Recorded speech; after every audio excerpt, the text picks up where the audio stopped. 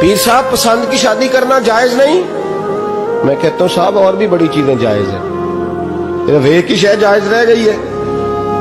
رسول پاک صلی اللہ علیہ وسلم سوائے اللہ کے کسی کے پابند نہیں، کسی کے پابند نہیں۔ اور جناب سیدہ خدیجہ الکبریٰ رضی اللہ تعالیٰ عنہ نے پیغام نکاح دیا، یا رسول اللہ میں شادی کرنا چاہتی ہوں، حضور کسی کے پابند نہیں، پر میرے محبوب نے فرمایا میرا چچا میرے والد کی جگہ ہے، میں اپنے چاچا سے پوچھ کے تمہیں جواب دوں گا۔ یہ ہے پسند کی شادی جو میرے نبی نے بیان فرمائی ہے۔ تو سارا کچھ کراس کر کر کے گزر جاتا ہے، یہاں تو حال یہ ہے کہ پالنے والا کوئی اور سائے میں بیٹھنے والا، باغ تیرے دی کر کر راکھی میں ساری عمر گزاری، تو جدوں اے پھل پکن تے آیا تے لے گئے ہور بپاری۔ اور بیٹا گزرتا ہے اماں کے دروازے کے آگے سے، اماں کے دروازے کے آگے بیٹا امرود لے کے آیا ہے 6 کلو۔ توجہ ہے میری بات پر؟ ادھر دیکھیں جی، چھوڑیں تھوڑی دیر ہماری سنیں۔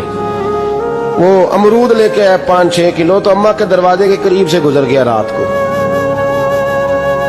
تو کمائی کھانے کا ٹائم آیا نا، تو گزر گیا۔ تو وہ وزیر اعظم سے ڈرتا ہے نا، تو جا کے بی بی سے کہتا ہے بی بی کے حقوق دینا بھی رسول اللہ کی سنت ہے، لیکن یہ کیا بات ہوئی، تو نے بیوی اور ماں کا مقابلہ شروع کرا دیا؟ سمجھ تو صحیح، یہ تیرے لیے کعبے کی جگہ ہے اور تو بیوی کے لیے کعبے کی جگہ ہے، اسے بھی سمجھنا چاہیے، غور کرنا چاہیے۔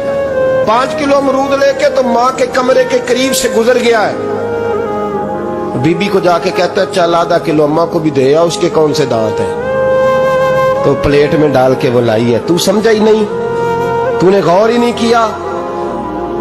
بندہ تو وہ ٹھیک نہیں تھا، نیپولین، تو کسی نے اس سے پوچھا تھا بتا زندگی میں پیسے لینے کا مزہ کب آیا؟ اس نے کہا کہ مجھے مزہ تب آتا تھا کہ میں اپنی ساری کمائی لا کے اپنی اماں کے ہاتھ پہ رکھتا تھا، اور پھر جب میں اپنی ماں سے تھوڑا تھوڑا خرچہ لیتا تھا نا، تھوڑا تھوڑا، توجہ ہے میری بات پہ؟ اماں جی 10 روپے دے آ جائے کہ تو جب میں تھوڑا تھوڑا خرچہ لیتا تھا نا، تو مجھے یوں لگتا تھا جیسے میں بادشاہ وقت کے سامنے کھڑا ہوں اور وہ خزانے کا منہ کھول کھول کے مجھے دیتا جا رہا ہے۔ تو اس ذائقے کو سمجھ تو صحیح بھائی، تو اس کو سمجھ تو صحیح بھائی، یاد رکھیں اور غور کریں۔